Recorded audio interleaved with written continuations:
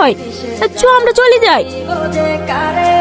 চোখের মানুষ আঘাত দিল এই যে আমারে, তার ভাবনায় পড়ে তোমরা কে মা? তোমাদেরকে তো ঠিক চিনতে পারলাম না। পাশের গ্রামে আমাদের বাড়ি। আমার নাম সাথী, আর ও আমার বান্ধবী মায়া। তুমি কার মেয়ে? ও সেলিম বাবুর মেয়ে। সেলিম বাবুর মেয়ে? বসো মা, ঘরে উঠে বসো। অন্যদিন এসে বসবো।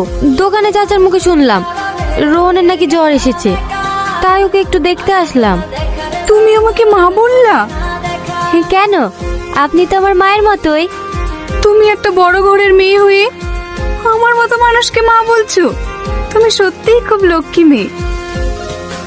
বলুন না, রোহন কোথায়? ও ঘরের ভিতরে শুয়ে আছে, সকাল থেকে কিচ্ছু খায়নি।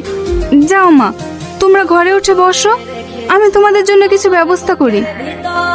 বুঝি